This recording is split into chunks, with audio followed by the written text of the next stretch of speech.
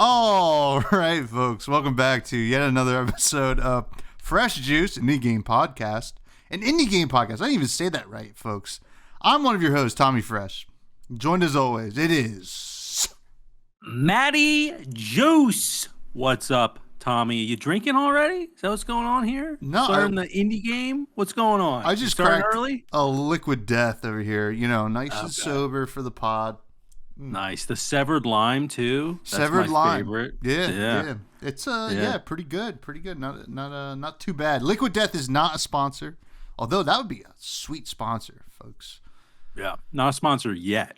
That's true. That's true. Yeah, that's what we'll say. But we got a great episode for you all this week. We're going to be talking about a JRPG indie game called Grand Soul Story. And it's sort of like a retro JRPG, you know, more along the lines of like Chrono Trigger or stuff like that. And it's going to be a fun conversation, I think, this one, because it is interesting and it's not typically something that either of us play a lot of. I've probably played more than Maddie, but it's going to be fun. But we got a great show. But before we get into any like video game stuff, what's going on? How's your week, buddy? Yeah, it's been busy. I tweeted this out on at Matty Gorm on Twitter there. This weekend I put together like a garden fence in our backyard with Papa Matty. I don't know if that's Papa Gorm, Papa Juice. There we go. We'll go Papa Juice. And originally I thought it was just going to be Saturday that we'd be able to do everything. But man, building a fence is a lot more work than you think it is. Even if it's just a small little garden fence, you know, digging the holes, you know, getting the posts in, making sure everything's level, all that stuff. So that's what I did all weekend.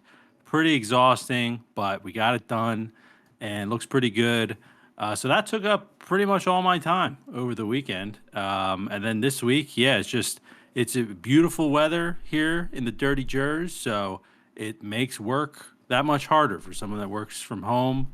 I just want to not work and go outside. So trying to go on walks and all that sort of stuff, but it's just not the same, you know, because I know I got to come back to work. But anyway, everything else is going well.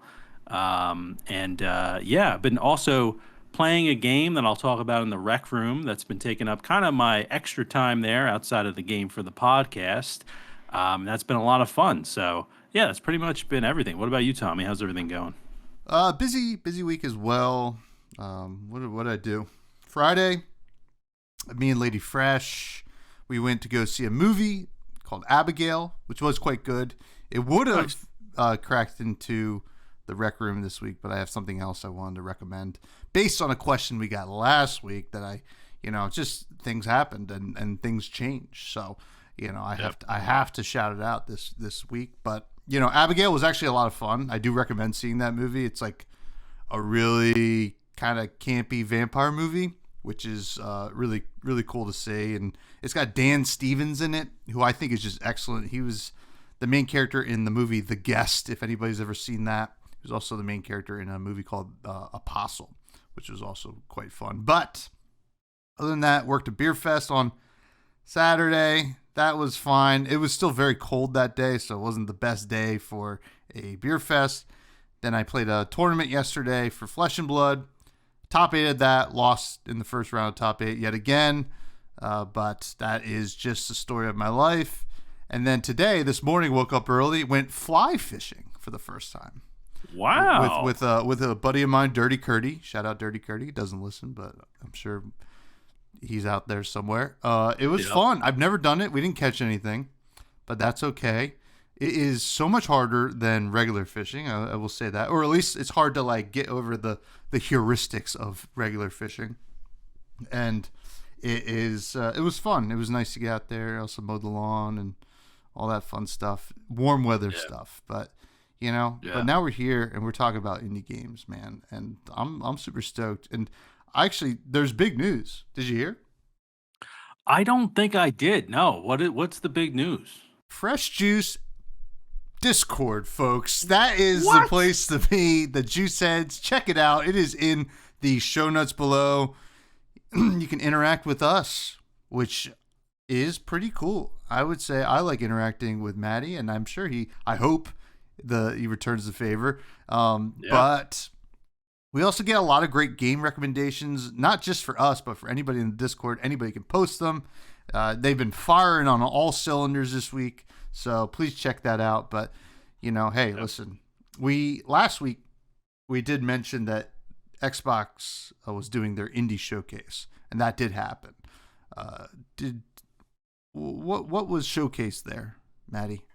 Yeah, so they had a bunch of games. Some of them were repeats of kind of what we've seen with the Nintendo showcase the week prior, and then there was the Triple I showcase. I think the week before that, we've just been getting these banger indie showcases back to back to back. But there were a few new games in here.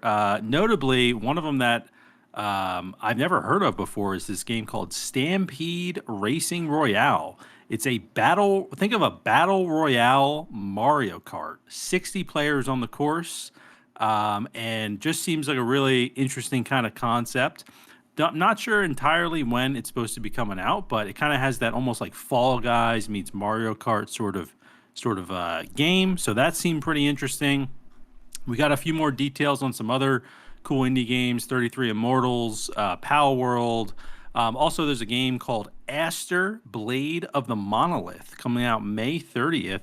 That seems pretty cool. It's a hack and slash ARPG, similar to No Rest for the Wicked that we did last week, and just seems, I don't know, maybe it's just the theme of what's been coming out lately of kind of these ARPGs. I don't know. It just kind of seems like they're pretty popular. This is more of a third person kind of one rather than like a top down one, but definitely got my eye on that. So I would say those two games probably are the two that popped out the most for me.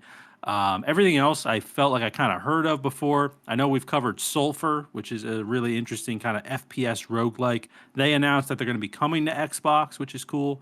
They have a demo out on Steam. Definitely recommend the listeners go check that out if they want to. But yeah, I think those would probably be the two highlights there, especially that like Racing Royale game. That's that 60-player battle royale seems kind of interesting. Maybe kind of got that like F-Zero 99 sort of vibe to it, So yeah, that's probably the highlight for me. But did you were you able to check out the showcase at all, or any of the highlights? I actually wasn't able to, but that is funny. Didn't we say that, like, in answer to a listener question, that a Mario Kart Battle Royale would be awesome?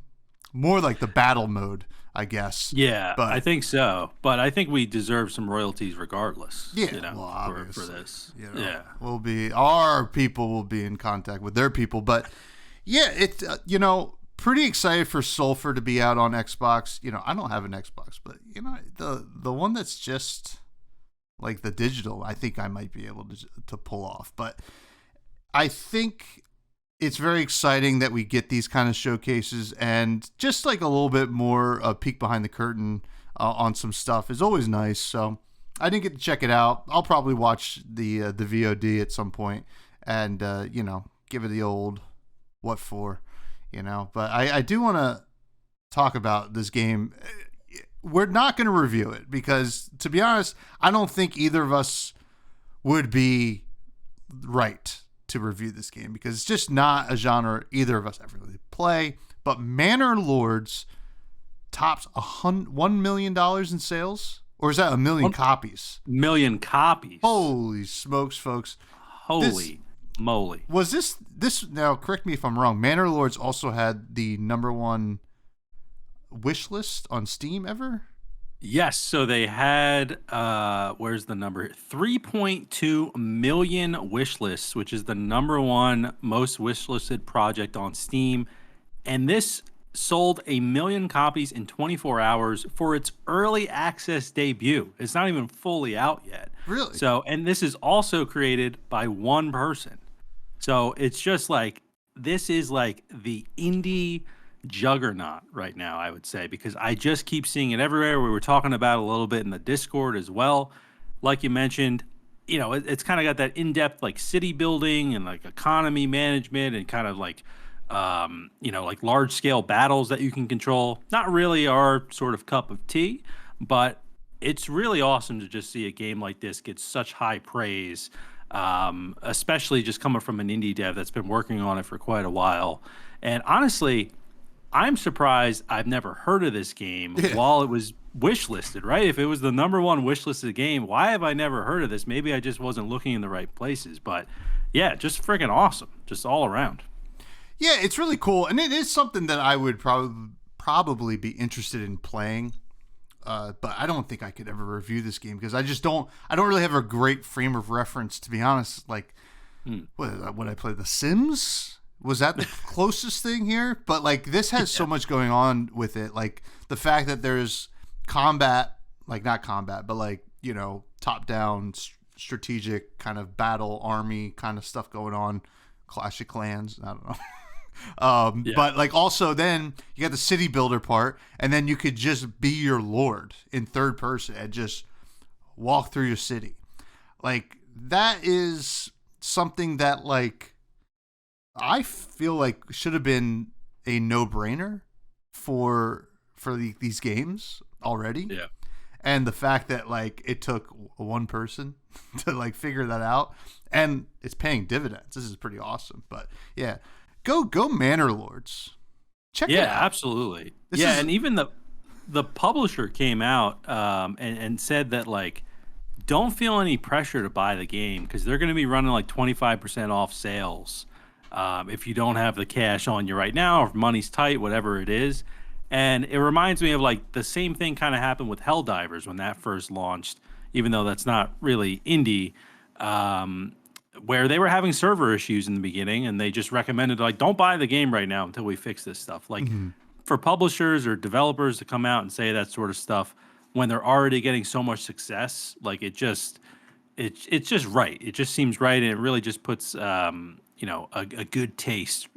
People say put a bad taste in their mouth. This puts a good taste in your mouth as a as a player, and yeah, just really awesome to see. But yeah, again, not something that I would play. But I think the fact that you can kind of go down into like third person mode and play it like a third person game, and kind of make your way out and play it like a city builder or kind of like a Civ sort of game.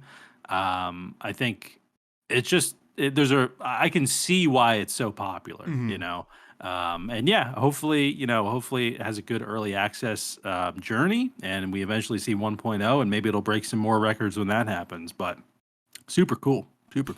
Yeah, I mean, when it hits 1.0, I think it would be interesting to play it. And hell, if you're listening to this right now, and you're like, well, these guys don't know what they're talking about. They should play this game. Let us know in the comments. Maybe we hit like a milestone. I'll play it and record it. Why not? Yeah. Put it up on the YouTubes, get a little crazy. Maybe, we got the Fresh Juice Pod Twitch, boot that up, maybe do a little live stream. You can see how dumb we are playing a game like this, I mean, that would be good entertainment. You wouldn't learn anything. And neither would we, to be honest. And that's the fun. That's where the fun is, when no one's learning anything. Well, yeah, but we're about to learn a few things about a game called Grand Soul Story, folks. It is the main squeeze. It's our number one review. This is what we're reviewing for the week. It is a JRPG, a retro-style JRPG by a solo dev.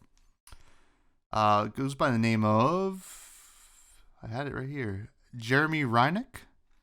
And it's interesting. It follows the story of your character who is coming from like a different region and going to another region. You're like a fugitive. You need to go to this region and do some stuff. It's non-linear, so you can kind of go through the game as much as you want to. You have like these quests and stuff you need to do, but it is very much inspired by classic JRPGs.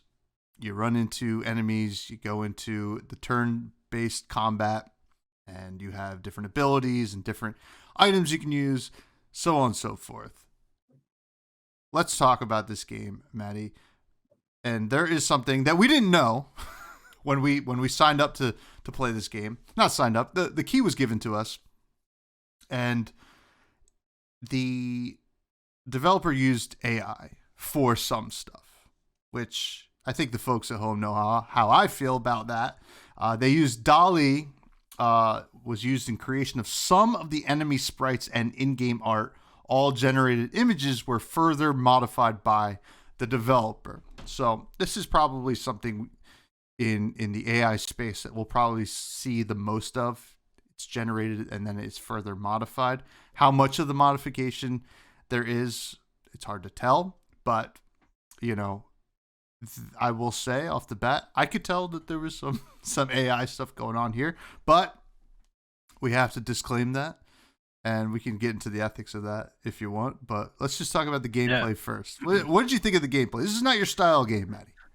No, yeah, this is definitely something that I've not played. Really, the only JRPG that I have experience in is Pokemon. Right. Okay. So I'm kind of comparing a lot of it to that. I know Chrono Trigger is super popular.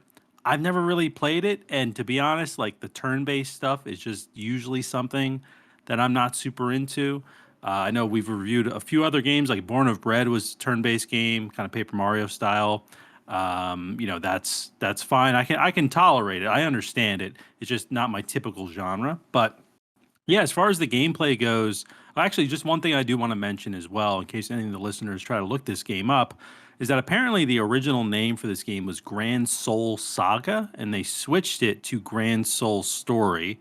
And the reason was because there was a similar game on Steam called Soul Saga, and the developer reached out and asked if they could change the name for this game. So this, if you look it up, there's some Reddit threads and things like that where it's called Grand Soul Saga. It's the same game, just as an FYI, in case anyone's doing their own research on the game. Um, but yeah, so it's, you obviously choose to engage in battles. This is where it's kind of different than Pokemon. There's not really like random battles. You're not walking past someone and they want to fight you. You have to actively engage into a battle, which is totally fine. I think that's a better system in a way, because then you can kind of make sure you're prepared for a battle going in. And yeah, there's just a lot of dialogue. You're walking around talking with, a ton of different, interesting folks. I think this is maybe more on the art side, but I think an interesting part about this game and the gameplay is that it's almost like based in reality a bit more, kind of, but it's almost like this kind of cyberpunky sort of world. But there's like slums. There's kind of a grittiness to the world in a way, which I found to make it feel a little bit more grounded as I was like talking with people and getting into these conflicts. I felt like the conflicts made sense. Maybe this is more on the story side, so I'll save a bit more of my thoughts for that. But yeah, essentially the gameplay.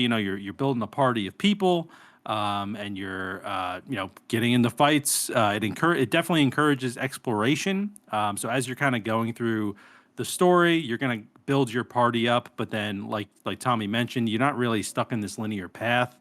You have this journal where you can go through and see all the different tasks that you have. I do have some issues with like the way that the navigation is, and maybe this is more on the art side, but typically when you have dialogue with someone, they might mention a specific area that you need to go to, but that area is not really highlighted anywhere. I found myself really going into the journal a lot to be like, okay, where did they say to go? The southeastern part of what? I had to go over here. But I feel like, and like I said, this might be more on the art side, but if some of that was maybe called out in the dialogue a bit of kind of having a different color. I know they do it for certain items, like when they mention DuPont, which is kind of the name of the entire area that you're in. Or maybe I don't know if I'm saying that right. DuPont, maybe. I don't know. It's French, something like that. I have no idea. But yeah, just like small things like that. I kind of felt like the gameplay, like I said, it encourages exploration, but I felt like most of the time I was like, I didn't know where I was going. Even if I knew I had a quest to go somewhere, I was like, I don't even know if this is the right direction here. So I think, yeah, overall, like the gameplay, it's pretty simple. I'm just kind of using my arrow keys or WASD, walking around, hitting enter, talking to people, looting some boxes, things like that, so I can get some more resources for my fights when I eventually get into them. Get in those fights, try to win by either I think some people did have an issue with the combat. I've gotten in a few battles in the game, probably not as much as some of these people leaving these reviews, but as far as the combat goes, I did feel like it was it had a good degree of difficulty to it. Like you had to think about certain things in the order that you were going to do things. Similar to like what I've played with like Pokemon, just for example. I know that's like probably like a trivial sort of example, but that's what I've played. But I do think overall, like I did enjoy that it wasn't a linear path. I think that that made it a little bit more interesting, but I would like a little bit maybe more direction, even just like the ability to like pin my tasks to my screen so I didn't have to keep going in the menu and looking at the journal. Just some sort of system where like I could easily be like, okay, this is my task, this is what I have to do. Because there was like a few times where I would just be I'd be walking around and I'd be talking to people, and then I'd be like, what was I even trying to do? Because I'm reading their dialogue. It's about something totally different. Or maybe I picked up a new quest and I forgot what my original quest was. So some things like that that I think could be cleaned up. But overall, I mean, I felt like the gameplay was pretty simple. It's easy to learn.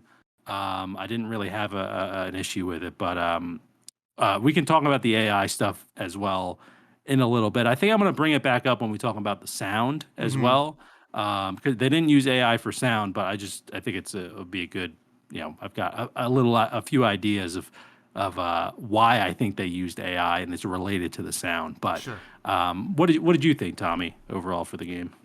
So the gameplay is all Gameplay. very familiar. I don't want to say copy and paste gameplay of a JRPG, but it's really what the genre is, right? The movement and everything like that. It's all you're just walking around a town or whatever, or the slums or some kind of basement in different areas, and that's all fine and dandy, and being able to go talk to things and search. You can interact with a lot of different like non-player things within the game, like Yeah.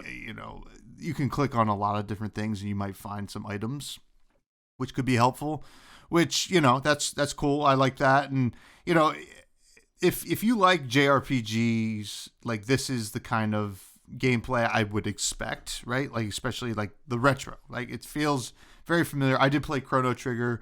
I've played multiple other JRPGs, a couple of the Final Fantasies, yada yada yada. But it's very, that's what it is, right? And then the part that I got thrown off by a little bit is the combat. So there is a degree of difficulty there, but like also it feels a little bit all over the place, right? Mm. Like I understand there's some sequencing that's probably the best way to approach some of these battles, but the sequencing is, it doesn't really give you kind of any kind of roadmap for like how you should sequence stuff. It kind of tells you what each thing is, and that's fine. I think they make it pretty clear what each kind of attack is or what each kind of ability is, but I didn't find it like immediately apparent if I should be doing one thing or the other, right? And also how certain things would interact with the enemies. And then, we'll get to the art side too. I wasn't a huge fan of like how the combat looked, to be honest. And then there's also times like when you go into a battle, or at least I'd go into a battle, and that would die right away. And like I don't know if that was just like I messed with the wrong character or something like that, but like that kind of threw me off.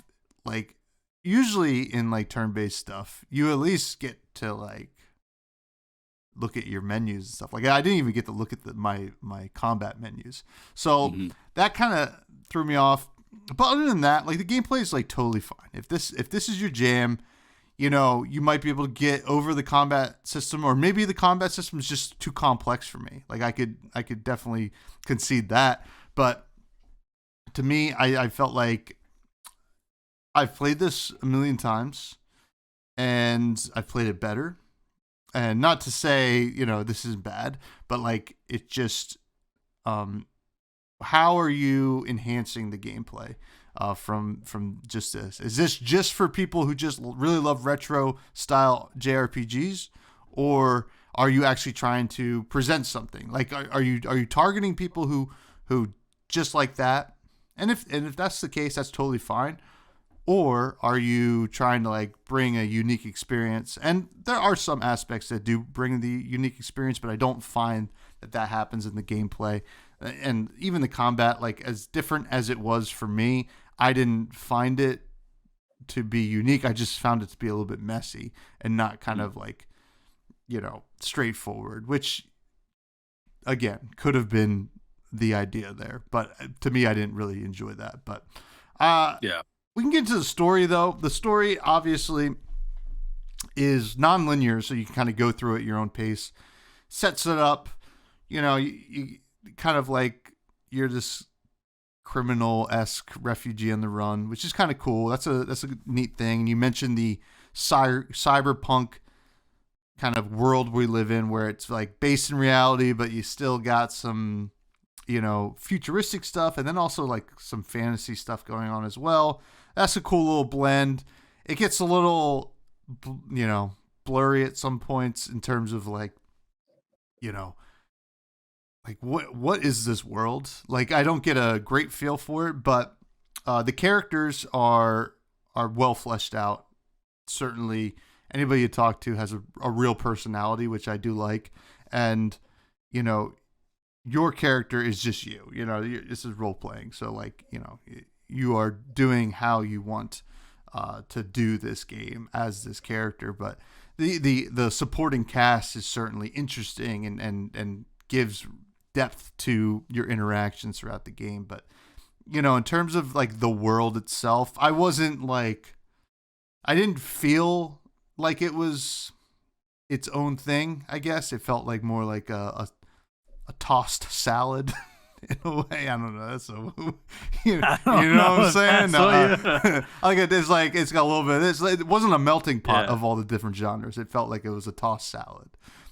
I'm gonna just keep saying tossed salad, and we're gonna keep on going. But yeah, so like that's just how I felt about the story. But what about you? Yeah, no, I definitely agree. Like I kind of felt a little detached from the world. Like I didn't fully understand I guess even like the significance of like my actions in the world, because I didn't feel like I was really part of it. Like my character was, but I at the end of the day, like I didn't know if I cared too much about like what happens here. Even when they're showing like you're in this area called the slums, and like clearly things are not going well, but I never felt like, oh man, I need to help these people. I was just like, oh, let me get in, talk to who I need to, and get the hell out of here. So I just felt like maybe there's a little bit missing there. I did find like you said, like everyone kind of that you talk to has a personality. Like I was pleasantly surprised with the dialogue. I thought like it was there were certain times when like it was a bit funny, and like better than I expected. And it also was not that was actually the part, because I didn't remember specifically what was AI generated, and I was like, oh man, I hope it's not the dialogue. And then as I was reading the dialogue, I was like, oh no, this seems like handcrafted. And yeah, overall, I just felt like it, like you said, it gave personality to the characters, so I thought that was great overall. And then yeah, you do build your party throughout the story, which I thought was cool. That's kind of similar probably with like a lot of JRPGs, I would imagine. So that was an interesting kind of part of the game, but probably not something super unique. But yeah, overall, like I wasn't blown away by the story. I think the highlight is the dialogue, and just having a decent experience with that. But at the end of the day, I know I mentioned this on other episodes.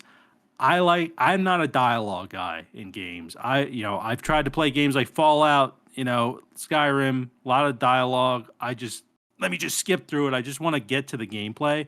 And I kind of felt with this game, when I did that, I the gameplay side wasn't like rewarding enough. So then I started to like read more of the dialogue, because I'm like, all right, let's see what they have to say. And then I was pleasantly surprised about like the way the dialogue was crafted. But yeah, overall, I mean, I wasn't like super blown away with the story. But I know there's a lot to talk about with the art. So Tommy, you alluded to it earlier. What do you think about the art in this game? So this is like a tough one to kind of really talk about. I think because I did some research on the developer, right? And it's very clear, and you alluded to it as well, that the developer is a composer, right? A musician of sorts. I don't know to what degree.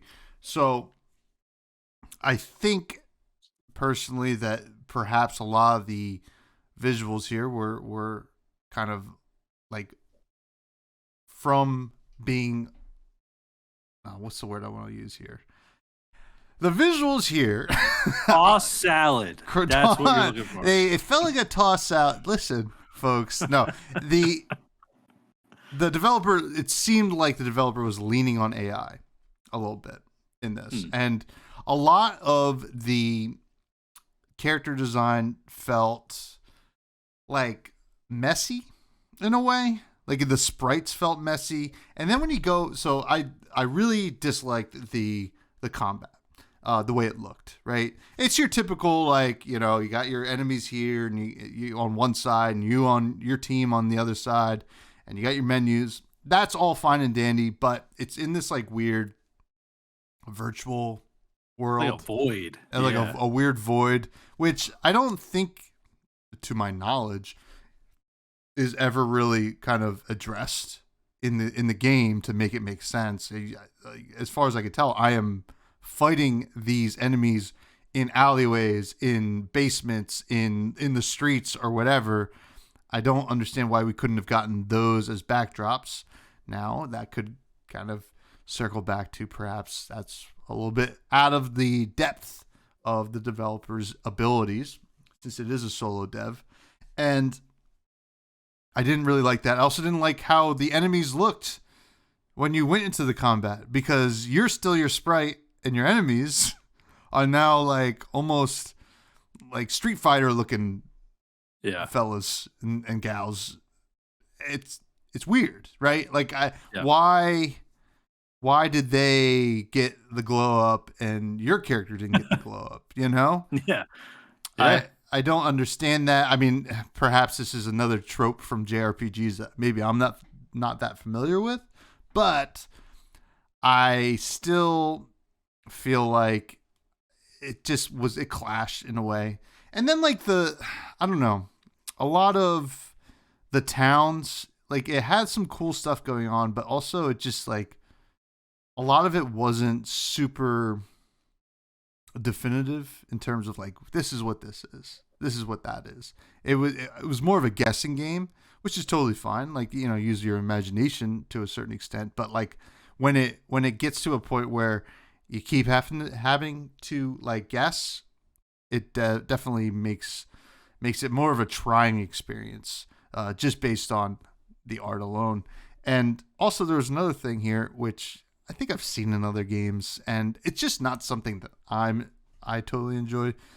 But like this sheen, this like I guess almost like a wave, like on top of your screen. It's like there's two layers. It's like an atmosphere, and it's like slightly sparkling and then slightly wavy, and it makes your sprites, I guess, supposed to look a little bit more alive when they're just like standing there having dialogue or whatever. I don't need it. I don't want that. I don't care. It just makes it look, in my opinion, a little tacky. But that's where, I mean, I could really go in on this, but like it's hard to say like how much of this was the developer, how much of this was AI. I'm not sure. I understand that using a tool to make up for things that you perhaps don't know how to do is fine, but we've seen, like, even with Moto Knight, right? That developer didn't know how to make music. It was just going to get some free public domain music and then found somebody, right? I'm sure that this developer could have found somebody, maybe. I mean, if it's budget reasons, sure. But if you're able to modify these images, how much are you modifying? And if you are really modifying them a lot, why couldn't you just do it from scratch? That would be my question. So there's some cool stuff, like some of the like the underground areas, like the darker, grittier areas, look a lot cooler to me. I didn't really like the cities. It didn't like how they were laid out. It wasn't very straightforward in terms of like, am I walking above something or am I walking to the side of something, etc. But I did like a lot of the underground stuff, to be honest. If I was going to name a positive from what I did like there. But what about you? Yeah, I definitely agree with like all your points there. I think as a solo dev, like you mentioned, you might not have the skills for certain parts. It doesn't have to be the art, but whichever part you don't have skills for, then you kind of lean on AI. I think you also need to, if you're gonna do that, and maybe this did happen and we don't know, but I feel like there needs to be someone that is pretty familiar with like art for game design that maybe does a review of it, because I did find like some of the stuff looked a little bit odd, and especially like you mentioned where you go into a battle and then all of a sudden the enemy looks totally different. I also had the experience where like I go into a battle with I thought was one person and then all of a sudden it's three. And I'm like, well, that wasn't in, there was only one person there that I talked to. Where did these other people come from? So I kind of felt like that was a little bit odd and a bit of a disconnect. And I agree. Like, I do think some of like the landscapes are like they could have taken, it doesn't necessarily need to be like, oh, I was in an alley and this is where I fought this guy. It could just be the backdrop could just be that city, or something like that. It could just be as simple as that instead of kind of fighting in this void. So I did find that to be pretty weird. And honestly, even like playing through that or watching even videos for that, I almost felt like it wasn't finished, that part. And I was like, Mm-hmm. oh, they'll probably end up adding something to that. But then when I actually got into the game, no, that's actually how it is. So yeah, I definitely think that there's room for improvement with the art. And I do like the realistic and kind of gritty feel of everything. And like you mentioned, kind of the basement area, I thought was pretty well done. But yeah, I did have an issue with like the enemy design, and I also feel like that ties into the story as well, right? Like when you have this disconnect between what an enemy looks like when you interact with them, and then what an enemy looks like when you're fighting them, you kind of lose a little bit of that emotional part. Like, just relating it back to Pokemon again, but you have your like rival in Pokemon, right? And you start to hate him, because you're fighting him, you see him in the world, he's being a jerk or whatever. And so you start to kind of build this like emotional relationship with him. And I just feel like that wasn't really happening in this world. Like I wanted to hate some of these bad guys, but then at the end, I was just like, well, that doesn't even look like the guy that I was mad at a second ago. So yeah, I think that's, I don't want to keep harping on that specific thing, but that was definitely something that stood out like a sore thumb to me. And then yeah, if obviously we'll get into the sound, and I think the game had a better experience with the sound than it did the art. But yeah, overall with the art, I mean, there's also a point where I don't know if this is common with other JRPGs, but you kind of leave the city area and you're kind of in this almost I think of like a Mario world, right, where you're like choosing a level.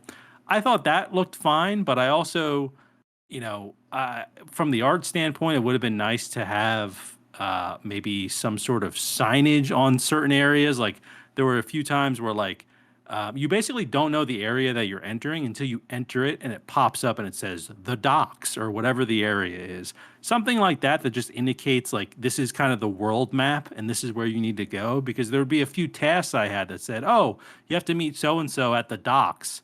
And I was like, okay, I went to a place first and I was like, this kind of looks like docks. And it wasn't, because it said it was in the middle of kind of the world. And that's not the right place that I went to.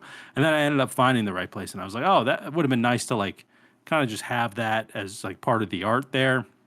And then, like I mentioned earlier, I think a major thing is just like highlighting certain key words or key elements in the dialogue.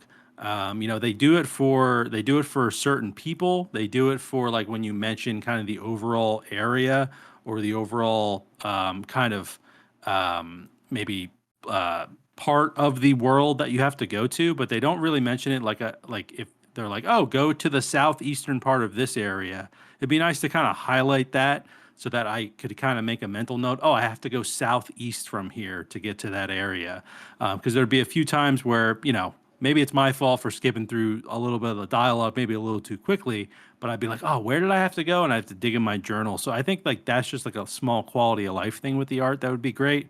But yeah, overall, I mean, it would have been great to see, an artist on this that I was actually thinking back to like the Secrets of Grindia that we played because I felt like it had a kind of a similar art style, but that game like blew me away with the art. I felt like there were so many unique enemy designs, and it just felt like each area that I was going in felt themed to the enemies that I was fighting.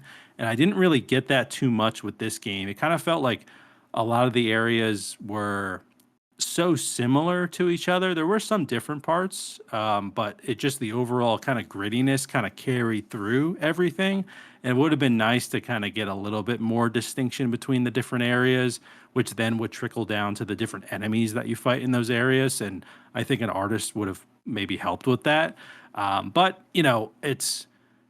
I also, this is something I've been fighting with as I've been playing in my head of just like, I'm also not a solo developer. I Yeah. don't, I understand why nowadays you might lean on something like AI.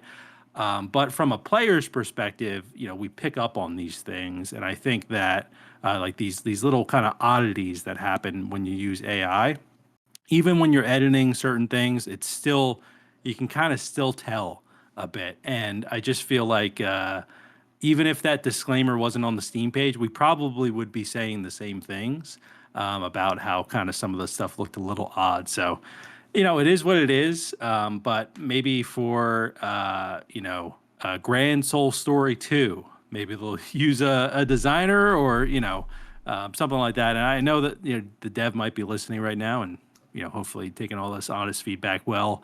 But I just think that artists bring so much to the table. Same with sound designers, composers. Same with everyone that's involved with the game.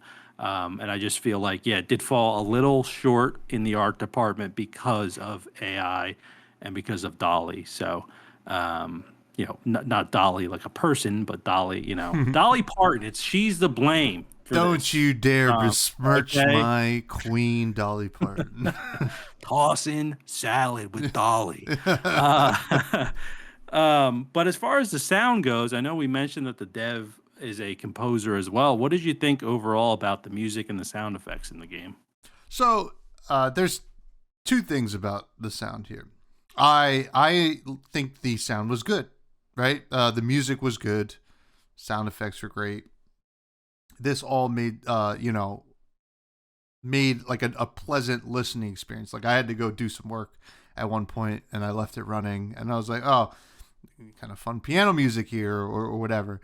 Now, unfortunately, I don't think it matched the vibe of the game.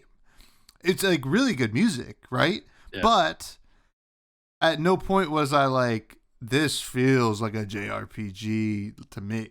Or like it does this it might feel like a JRPG. I should take that back. But it didn't feel like a retro game, right? Where this seemed on all other aspects to at least be an homage to the retro games of bygone days, folks. Yeah. And the music here, it just was like good music. Obviously, a talented person did it, but it just wasn't there. There was no connection. I didn't feel like it connected to the story. I didn't feel like it connected to what I was seeing on the screen, which is like kind of a shame. And maybe it's more of a knock on what I was seeing on the screen, but also like I think that if you're gonna do a retro style game, give us some kind of retro style music.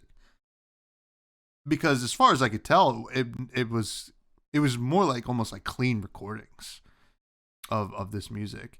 And I think that's fine. Like it almost like some of it reminded me like closer to like a GameCube PS2 like era game, right? Which is retro at this point. But this was not the kind of game that you would get on those consoles, right?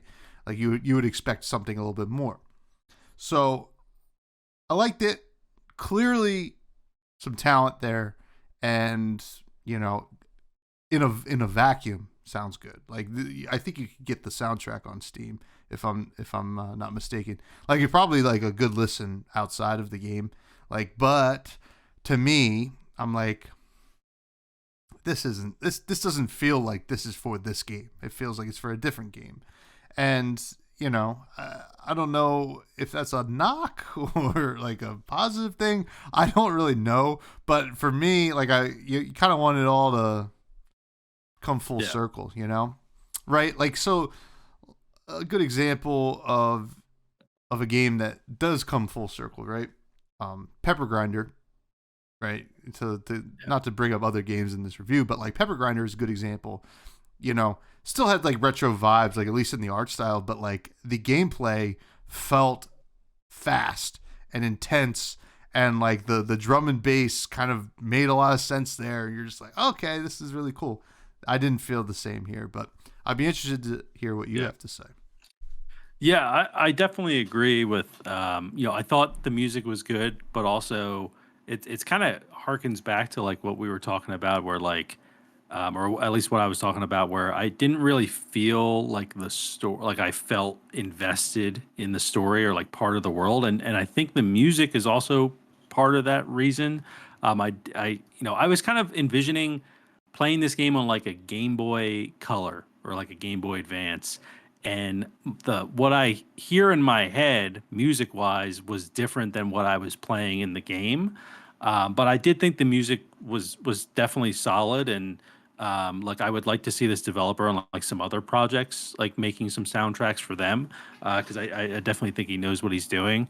But as far as like the sound effects go, I don't know if this is necessarily true, but there were certain sound effects where I kind of felt like it almost felt like they were like maybe part of like public domain sort of sound effects where like they were just kind of looping.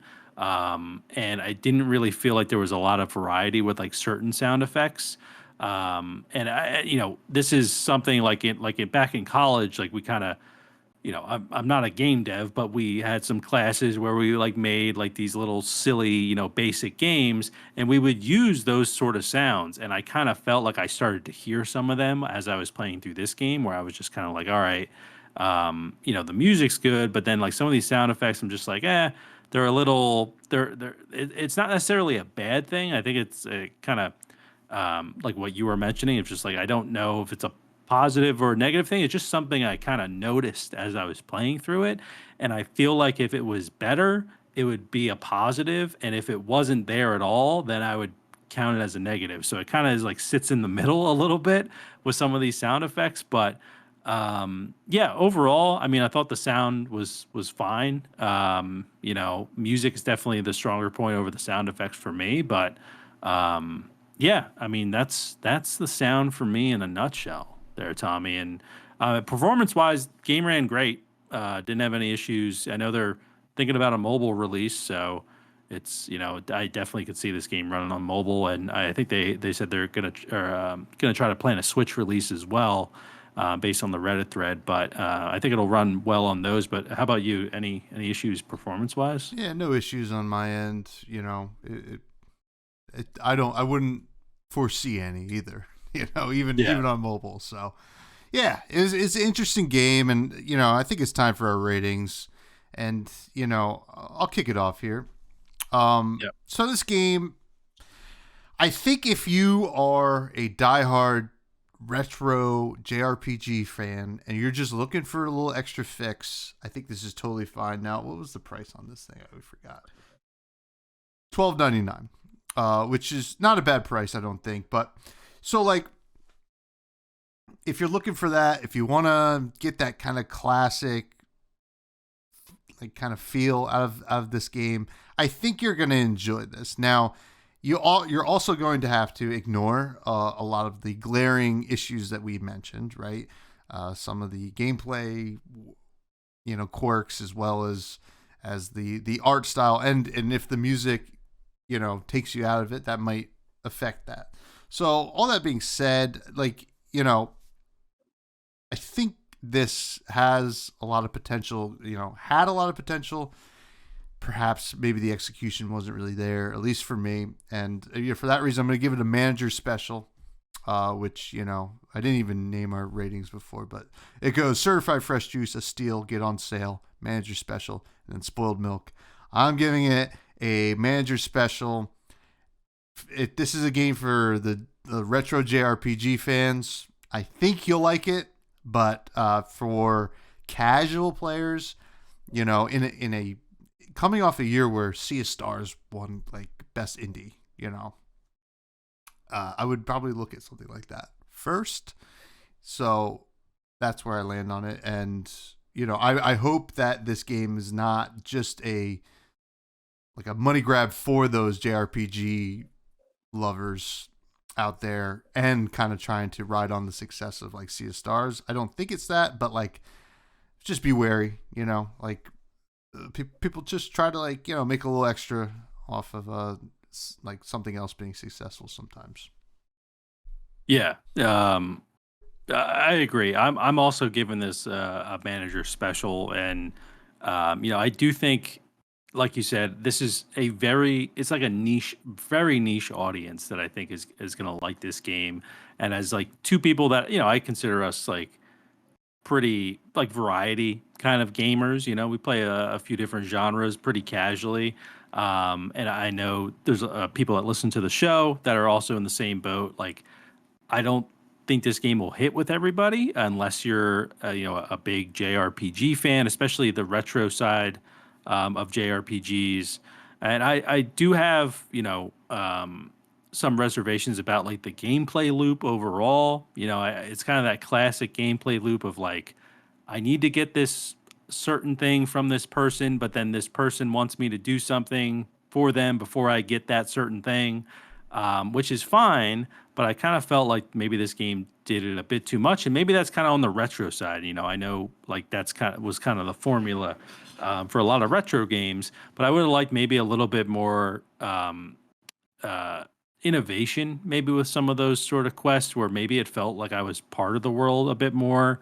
Um, and I also, you know, as far as recommendations go, you know, I know I mentioned like being able to pin some tasks from your journal so that you kind of can keep an eye on what you need to work on.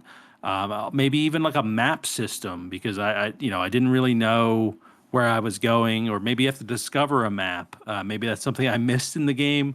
But you know, I put in a decent amount of time and didn't find it. And I think like for a game like this, you know, I understand you're going for like the retro side of things, but to me, that doesn't always mean like the systems need to be just like a retro game. It can have a retro feel, but you can still have like a map system or a way to pin quests. Just kind of these quality of life things that we've learned over the years. And you'll see a lot of games nowadays that are maybe getting remastered. They will update, you know, they'll kind of add those quality of life features into the game, but keep that core retro game experience. So I think like Diablo 2 Remastered is like an example of that. I believe that they included a bunch of like quality of life stuff that they didn't have in the original Diablo 2.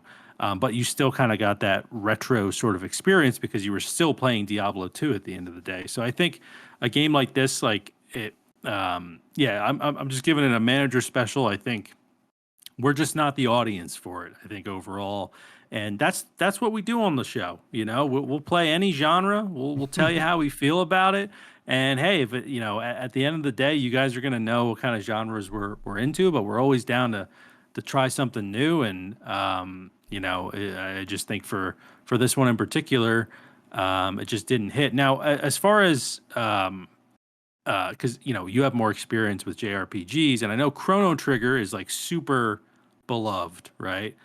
What, like, as someone that never has played Chrono Trigger, what makes Chrono Trigger stand out in the JRPG space compared to maybe a game like that? You don't necessarily need to compare it to this game, but just in general, like, do you remember? You know, it might have been a while since you've played, but just kind of curious. It's been a minute, but I do remember the game. I think, to be honest, the story in Really? Chrono Trigger Okay. is it's a time travel game, right? Which like really cool, right? And like it's probably one of, if to be honest, like I mean I'm not a game historian, but it might be one of the first like major time travel like video games that would like very successful. And on top of that, like we just got like some classic stuff going on, but that's classic for a reason. It was one of the early kind of pioneers of that genre. So I would say that would be, the reason it was so popular. And like, I there's certain aspects of this game where I felt like, okay, they want to do a little bit of sci-fi stuff here too, but there's no like real grandiose storytelling going on that at least that I could tell. Like it felt very copy paste, maybe just a love letter. So Yeah. it is what it is, folks. Yep. Is what it is. But we do have listener questions. Do you know how you get Yes, them? we do. You go to the How? Fresh Juice Discord, folks. That's where you can submit them, or you can tell them to me if you live with me. One person does that. In particular, the first question comes from Bags. What game from your childhood still holds up today? So, just any game here? I mean, honestly, there's a lot. I feel like you could probably go with like any Nintendo game, like think like Super Smash on the N64, Mario Kart on the N64. Like obviously there's it wouldn't be my preferred way to play like Mario Kart. But I feel like they're still fun. They still hold up. I'm trying to think of like some other game. Obviously, like the Zelda games hold up really well. Those systems, those puzzles are still great. Of course, they got their quirks to them. But you got like even like Four Swords or Ocarina of Time, Majora's Mask. They all Twilight Princess. They all I feel like hold up pretty well. If I'm trying to think of an indie game that holds up from my childhood, the thing is like I feel like growing up indie games was like not a term that we really had. So I don't even know what was necessarily indie until maybe like I was a teenager.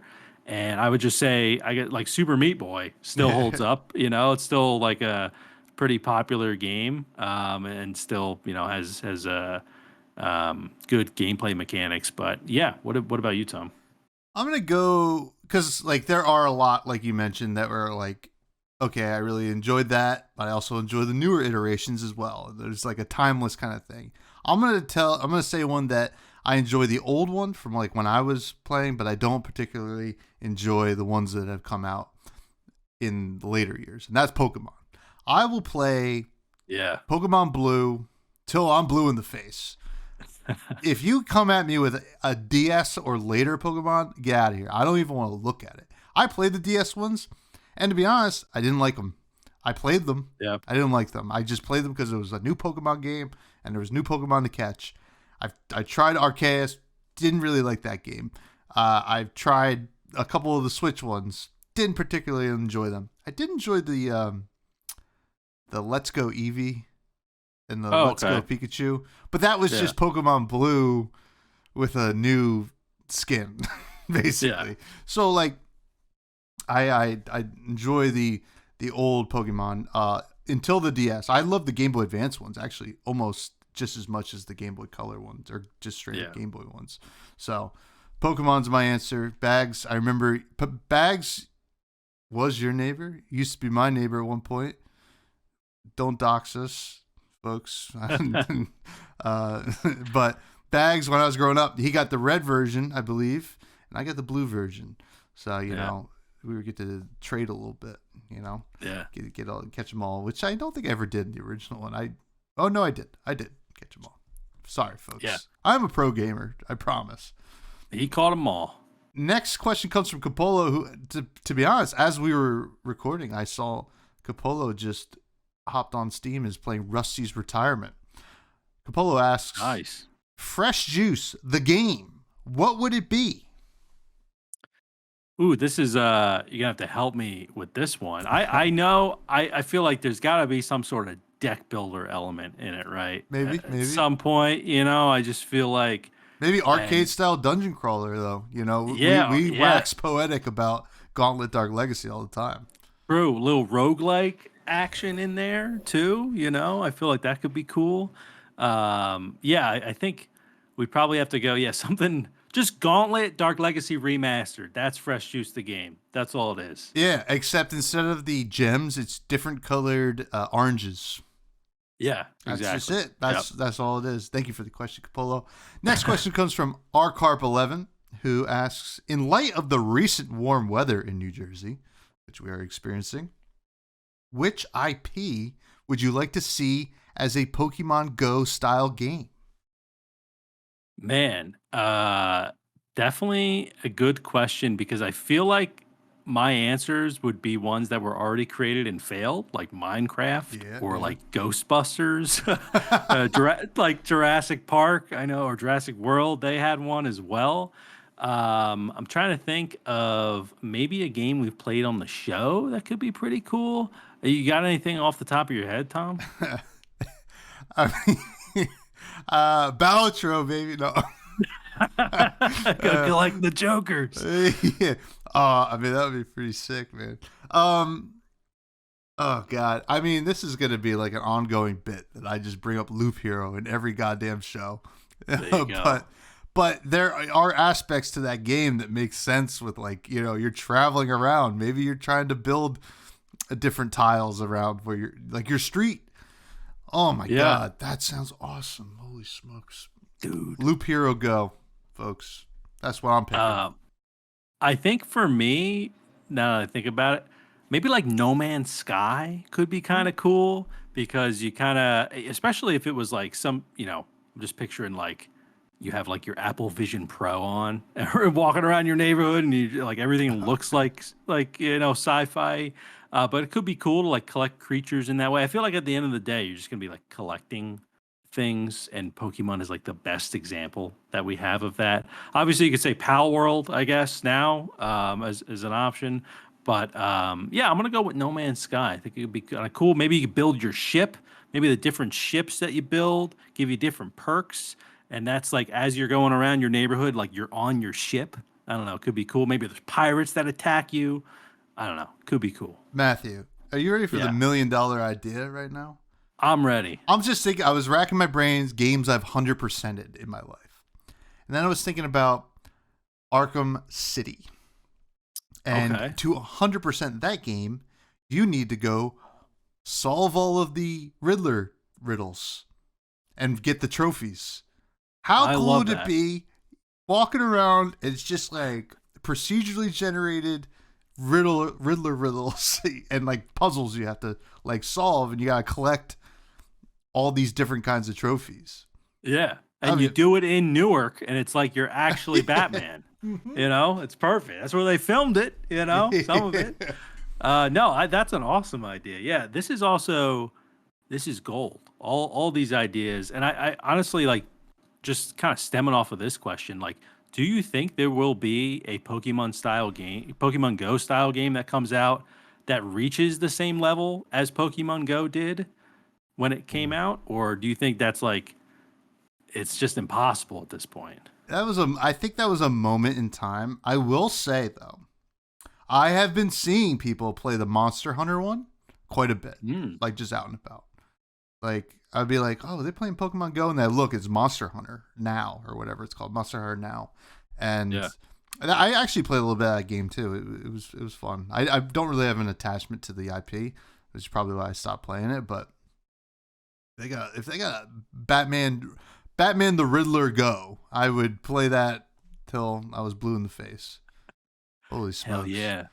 And then we do have one more question. The last question comes from K Moore, who asks, "Do you two ever do co-op on a game if it has it while playing to review?" I think the only one we actually did do this for was Pizza Possum. Did we do Yeah, hand but in we hand as well? Or no? No, uh we didn't. no, it was just Pizza Possum, yeah. Yeah, we like would like to. It's just our schedules usually don't like line up Yeah. when we're playing because I might be playing in the morning Tommy might be playing late at night, whatever it is. But definitely, if there was like a game that was, built to be co-op, like it takes two or a way Hmm. out, like those games that are built for co-op, we would definitely make a bigger effort to do that. And then we have those like, we have like Astro Duel 2 and Hmm. like those games like that that we've tried to play together, or sometimes we're even just together in the same room and we'll just play it. But yeah, no, I think it was just Pizza Possum so far that we've done some co-op for. Maybe when No Rest for the Wicked adds co-op, we'll do some co-op for that. But yeah, That would be yeah. pretty sweet. That would be pretty sweet. I mean, what do we played Goons together, right? But Yeah, we did. Yeah, yeah. But that's more just like straight up multiplayer rather than co-op. But yeah. And Tommy was tired of getting his ass kicked, so I had to I am I am. uninstall it. I'll be honest. I'm not that great. I'm not good. I'll be honest Yeah, with you. me neither. Especially with anyone that's playing online, Yeah. they've been waiting for this game to come out. It seems like. But that's going to bring us to the end of the show, which means we have to do our rec room where we recommend something that perhaps isn't an indie game. And then we say our goodbyes. You hinted at actually something that is an indie game, right? Yes, this is an indie game. It is a game I've been following for a while. Got a little delayed. A pretty small studio that made it. It's called Another Crab's Treasure. And for those of you who know what types of games I like, it is I love Souls games, Souls-like games. This is literally as if Nintendo made a Souls-like, and I really like the systems in the game. I have like honestly I have a desire to play it whenever I'm like, all right, what am I going to play right now? It's just like, I want to beat Another Crab's Treasure. Been talking with, shout out Turtle in the Fresh Juice Discord, chatted with Turtle a bit on the game. He's enjoying it as well.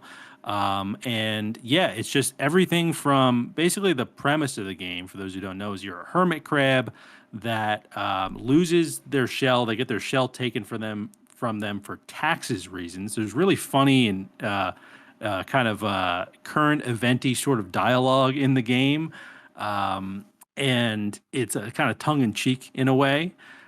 You get your shell taken from you, so you have to go on this journey to find your shell again. And as you do, you realize that the ocean is filled with garbage and trash, and so you're using trash as your new shell. You pick up soda cans, you pick up shot glasses, solo cups, Rubik's cubes, anything you can find.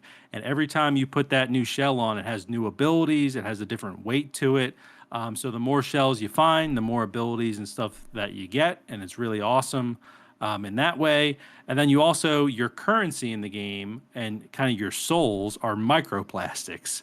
So it's kind of like that, kind of that, like I said, the tongue in cheek sort of thing with the way the game is. But really, everything about the game has been so impressive so far.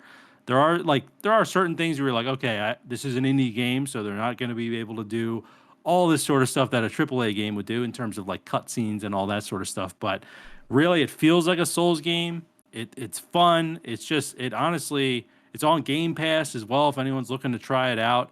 I've been playing it on Steam, but it's a blast. I can't say enough good things about Another Crab's Treasure. I highly recommend it to anyone that's interested in any sort of Souls experience. Yeah, I've been seeing a lot of clips of it. It looks fun. I saw the gun thing that you can have a gun for Oh, accessibility reasons where you could just oh one shot kill yes, everybody. yep, If you just yeah, want to play the game that way, which I love that they're just like, yeah, you can play it like how like a normal person would play it, or you could just kill everything. That's yeah, pretty awesome. I like that. I would probably play yep, the gun, the gun yeah. version. No, yeah, But it's yeah. great. And so last week, our Carp 11 asked what podcast do we like that perhaps isn't our own, not even perhaps. Which one do you like that isn't your own?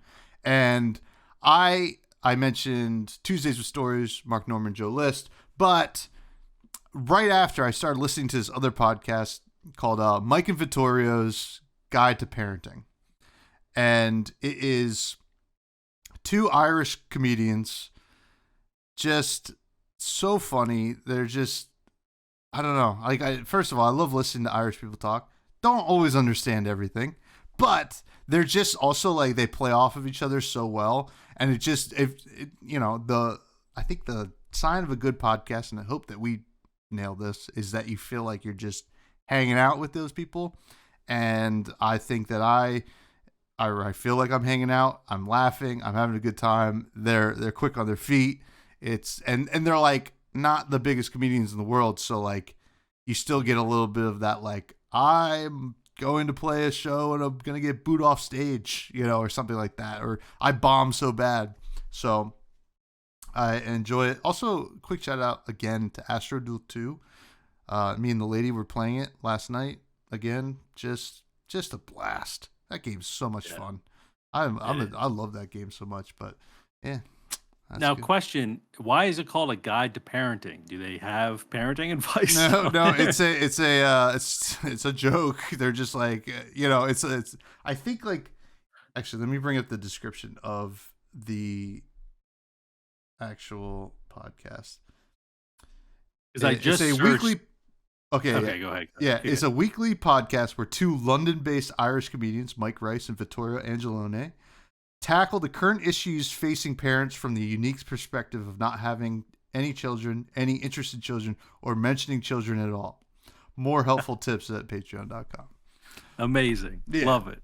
It's just the crack is good, as they say. The crack is real good on that podcast. But where can people find you, Matthew?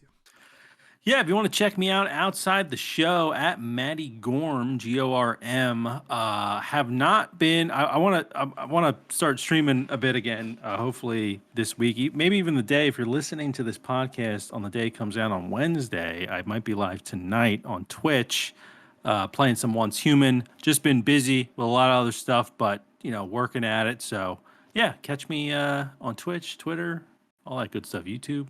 At Matty Gorm. What about you, Tommy? Where can the people find you? You can find me at FreshBudsPod on Twitter. I usually tweet about Flesh and Blood, which is a trading card game, an indie trading card game, where I have another podcast where I have guests from all around the community. And I'm maybe I'll hop on our Twitch, Fresh Juice, and maybe I'll stream some stuff. Maybe maybe a game that we're reviewing. Check all that. Check all our socials out. At Fresh Juice Pod is probably the best way to find us on all those things. But yeah, I think that's going to do it, Matthew. Yeah, I just also realized, thank God you had some context to what you talk about on your Twitter. You're like, I tweet about Flesh and Blood. And you're like, it's a trading card game. I just realized if you cut it off right there, that'd be like, wow, that's probably a pretty interesting Twitter feed. Yeah, well, Flesh and Blood. I talk about. I mean, you're my flesh and blood. You're a cousin. I just hop on there. I talk about my cousins, aunts, uncles, mothers, fathers, sisters, brothers, grandparents, folks. It is a ripping roaring time over the Flesh and Blood Twitter. But yeah, it is. Yep. But I think it's time for you all to stay fresh and juice your heads up, folks. Goodbye.